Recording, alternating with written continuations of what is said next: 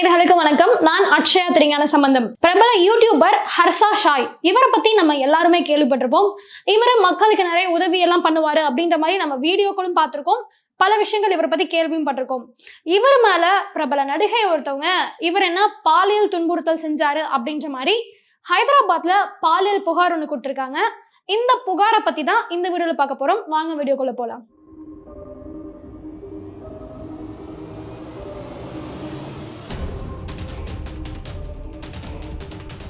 இந்த கேஸ பத்தி பாக்குறதுக்கு முன்னாடி ஹர்ஷா சாய் யாரு அப்படின்றத பார்ப்போம். இவரு ஒரு பிரபலமான யூடியூபர். இவருக்கு 8 வயசு இருக்கும்போது இவங்க அம்மா இவரை விட்டுட்டு இறந்து போயிடுறாங்க. அவங்க அம்மா உயிரோட இருக்கும்போதே இவர்கிட்ட கஷ்டப்படுற பலருக்கும் நீ உதவி பண்ணணும், யாரெல்லாம் உன் கண்ணு முன்னாடி கஷ்டப்படுறத நீ பாக்குறியோ அவங்க எல்லாருக்குமே நீ ஹெல்ப் பண்ணணும், நீ மட்டும் நல்லா இருக்கணும்னு நினைக்க கூடாது, எல்லாருமே நல்லா இருக்கணும்னு நினைக்கணும் அப்படின்றத இவர்கிட்ட சொன்னதாகவும், அவங்க அம்மா இறந்த பிறகு இப்ப வரைக்குமே இவரால யாருக்கெல்லாம் ஹெல்ப் பண்ண முடியுமோ எல்லாருக்குமே ஹெல்ப் பண்ணிட்டு இருக்காரு அப்படின்ற மாதிரியும் சொல்றாங்க. சோ நம்மளே இவரோட இன்ஸ்டாகிராம் பேஜஸா இருக்கட்டும் இல்ல யூடியூப் சேனலா இருக்கட்டும் எல்லாத்துலயுமே பார்த்திருப்போம். இவரு கஷ்டப்படுற மக்கள் எங்கெல்லாம் இருக்காங்களோ அங்கெல்லாம் தேடி போய் அவங்களுக்கெல்லாம் என்னென்ன தேவையோ அதெல்லாம் வாங்கி கொடுக்குற மாதிரி, அவங்களுக்கு காசு கொடுக்குற மாதிரி, அவங்களுக்கு ஹெல்ப் பண்ற மாதிரியான வீடியோக்கள் எல்லாம் வெளியாகி இருக்கு. சோ ஆரம்பத்துல தெலுங்குல மட்டுமே வந்துட்டு இந்த வீடியோவை இவரு எல்லா மக்களுக்கும் தெரியணும், ரீச் ஆகணும் அப்படின்றதுனால தமிழ்லையும் ஹிந்திலையும் டப் பண்ணியும் இவரோட சேனல்கள்ல போட ஆரம்பிச்சாரு. சோ இப்படிதான் எல்லார் மத்தியிலும் ரொம்ப பிரபலமானாரு. கலக்க போவது யாரு பாலா இப்ப எப்படி எல்லாருக்கும் ஹெல்ப் பண்ணிட்டு இருக்காரோ, தமிழ்நாட்டுல இருக்கக்கூடிய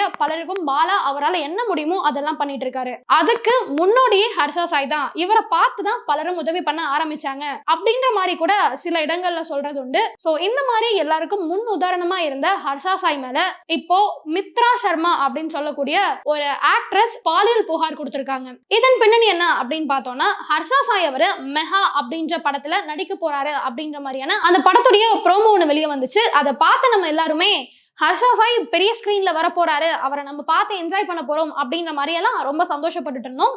அந்த படத்துல இவருக்கு ஹீரோயினா நடிக்க வந்தவங்க தான் மித்ரா சர்மா. இவங்க எப்படி ஃபேமஸ் ஆனாங்க அப்படின்னா, தெலுங்கு பிக் பாஸ் உள்ள போனவங்க. அதுக்கப்புறமா கொஞ்சம் கொஞ்சமா அங்கிருந்து பயங்கரமா ஃபேம் ஆகி இந்த மெகா படத்துடைய ஹீரோயினா மட்டும் இல்லாம ப்ரொடியூசருமே இவங்க தான் அப்படின்ற மாதிரியும் சொல்றாங்க. சோ இந்த படம் வந்த பிறகுதான் ஹர்ஷா சாய்க்கும் மித்ரா சர்மாவுக்குமே ஒரு ஃப்ரெண்ட்ஷிப் ஏற்படுது. அதுக்கு முன்னாடி வரைக்கும் 2 பேருக்கும் எந்த சம்பந்தமும் இல்ல. இந்த படம் கமிட் ஆன பிறகு 2 பேரும் நல்ல ஃப்ரெண்ட்ஸா பழக ஆரம்பிக்கிறாங்க. அதன் பிறகு இவங்க 2 பேரும் லவ் பண்ண ஆரம்பிச்சிருக்காங்க. இந்த மித்ரா சர்மா இப்ப என்ன சொல்றாங்கன்னா, இவர் என்ன காதலிச்சு ஏமாத்திட்டாரு, காதலிக்கிறதா சொல்லி தனிமையில இருந்து என்னுடைய அந்தரங்கள் எல்லாம் போட்டோ எடுத்து வச்சுட்டாரு. அது மட்டும் இல்லாம என்ன பாலியல் ரீதியா ரொம்பவும் துன்புறுத்தினாரு, என்கிட்ட பாலியல் அத்துமீறல்லாம் கூட பல தடவை ஈடுபட்டிருக்காரு. சரி என்ன இருந்தாலும் நம்மள காதலிக்கிறவர் தானே, நம்முடைய காதலன் தானே அப்படின்ற மாதிரி ரொம்ப பொறுமையா போயிட்டு இருந்தேன். அதன் பிறகு என்னை எடுத்த என்னுடைய அந்தரங்க புகைப்படங்களை வச்சு என்ன மிரட்ட ஆரம்பிச்சாரு, இதை வெளியே விட்டுருவோம் அப்படின்ற மாதிரி மிரட்டி இருக்காரு அப்படின்ற மாதிரி அவங்க சொன்னாங்க. இதெல்லாம் ஒரு காரணம் அப்படின்னு சொல்லி ஹர்ஷா சாய் மேல இந்த மித்ரா சர்மா கம்ப்ளைண்ட் கொடுத்திருக்காங்க ஹைதராபாத் போலீஸ் ஸ்டேஷன்ல. இதுக்கப்புறமா ஹர்ஷா சாய் கூப்பிட்டு விசாரிக்கும் போது அவர் என்ன சொல்றாரு அப்படின்னா, இவங்க என்னுடைய பணத்துக்காக மட்டும்தான் இந்த மாதிரி பொய்யெல்லாம் சொல்லிட்டு இருக்காங்க, நான் எப்படிப்பட்டவன் அப்படின்றது மக்களுக்கு தெரியும், இவங்க சொல்ற இந்த ஒரு சின்ன பொய் என்னை எந்த விதத்திலையும் பாதிக்காது, நான் யாரு எப்படி அப்படின்றது என்ன நம்புறவங்களுக்கு, என்ன பாக்குறேன் என் மக்களுக்கு தெரியும் அப்படின்ற மாதிரி சொன்னதோட இல்லாம ஒரு ஸ்டோரி ஒன்னும் போட்டிருந்தாரு. சோ இதுக்கப்புறம் இந்த கேஸ்ல போலீஸ் ஹர்ஷா சாய் கூப்பிட்டு விசாரிச்சுட்டு இருக்காங்க. இப்ப வரைக்கும் ஹர்ஷா சாய் கைது செய்யப்படல. இந்த மித்ரா சர்மாவை மருத்துவ பரிசோதனைக்காக மருத்துவமனைக்கும் அனுப்பி வச்சிருக்காங்க. சோ இதெல்லாம் இந்த வழக்குல இப்ப வரைக்கும் நடந்துட்டு இருக்கு. இனிமேல் தான் தெரியும், அந்த மருத்துவ அறிக்கை வந்த பிறகுதான் ஹர்ஷா சாய் உண்மையாவே இந்த மித்ரா சர்மாவை பாலியல் ரீதியா அத்துமீறி இருக்காரா இல்ல இவங்களை ஏமாத்தி இருக்காரா அப்படின்ற விஷயம் எல்லாம் இதுக்கு அப்புறம் தான் தெரியும்.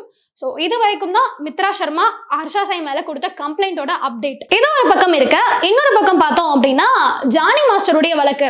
இதையே இப்ப இதோட சொல்றேன் அப்படின்னு பாத்தீங்கன்னா, இப்ப தொடர்ந்து பிரபலங்கள் மேல பாலியல் புகார் அப்படின்றது அதிகரிச்சுட்டே வருது. இந்த ஜானி மாஸ்டரோட வழக்கை எடுத்துக்கிட்டோம் அப்படின்னா, இவர் பிரபலமான டான்ஸ் மாஸ்டர், நம்ம எல்லாருக்குமே தெரியும். அரபி குத்து பாடல்ல தளபதி அவர்களை பயங்கரமா ஆட வச்சாரு அப்படின்ற பெருமையும் அவருக்கு உண்டு. சோ இப்படி எல்லாம் இருக்கக்கூடிய ஜானி மாஸ்டர் மேல அவங்களுடைய அசிஸ்டண்டா இருந்த ஒரு பொண்ணு இப்ப கம்ப்ளைண்ட் பண்ணிருக்காங்க. என்னன்னா, தனக்கு 16 வயசு இருக்கும் போது ஒரு டான்ஸ் ஷோக்கு இவர் ஜட்ஜா வந்தாரு. சோ அப்படி வந்தவரு நான் நல்லா பெர்ஃபார்ம் பண்றதை பார்த்துட்டு என்கிட்ட அசிஸ்டண்டா ஜாயின் பண்ணிக்கோமா அப்படின்னு சொன்னாரு. நானும் இந்த வயசுல இவ்வளவு பெரிய வாய்ப்பு கிடைச்சிருக்கு, அதுவும் இவ்வளவு பெரிய மாஸ்டருக்கு அசிஸ்டண்டா வேலை செய்ய போறோம் அப்படின்ற சந்தோஷத்துல அவர்கிட்ட அசிஸ்டண்டா வேலை பார்த்தேன். ஆரம்பத்துல ஏதாவது சின்ன சின்ன தப்பு பண்ணாலே என்ன கோவமா திட்ட ஆரம்பிச்சாரு, என்கிட்ட கத்த ஆரம்பிச்சாரு. அதுக்கப்புறம் கொஞ்சம் கொஞ்சமா பாலியல் ரீதியா என்கிட்ட அத்துமீற ஆரம்பிச்சாரு.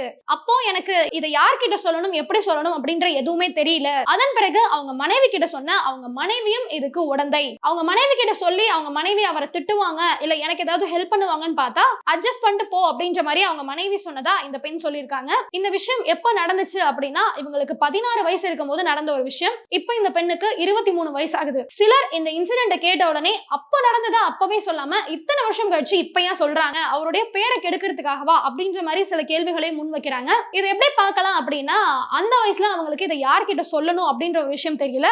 அது மட்டும் இல்லாம ஜானி மாஸ்டர் தரப்புல இருந்து இதை நீ வெளியே சொன்னா உன்னையும் சரி உன் குடும்பத்தையும் சரி நான் காலி பண்ணிடுவேன், இங்க வைக்கவே மாட்டேன் அப்படின்ற மாதிரி அந்த பெண்ணை மிரட்டினதோட இல்லாம மன ரீதியாவும் சரி உடல் ரீதியாவும் சரி பயங்கரமா டார்ச்சர் பண்ணிருக்காரு அப்படின்ற ஒரு செய்தியையும் இந்த பெண் இப்ப ஊடகத்துல சொல்லியிருக்காங்க. இதெல்லாம் வெளியே வந்த பிறகு ஜானி மாஸ்டர் அங்கிருந்து அப்ஸ்காண்ட் ஆகி வெளிநாடுக்கு தப்பிக்க பார்த்தாரு. அப்படி இருக்கும்போது போலீசார் அவங்களுக்கு கோவால வச்சு கைது பண்ணியிருக்காங்க. சோ இந்த பெண் பாதிக்கப்படும் போது இவங்களுக்கு 16 வயசு அப்படின்றதால இப்ப ஜானி மாஸ்டர் மேல போக்சோ சட்டத்தின் கீழ் தான் கைது பண்ணியிருக்காங்க. சோ இந்த வழக்கம் தொடர்ந்து நடந்துட்டே போயிட்டு இருக்கு.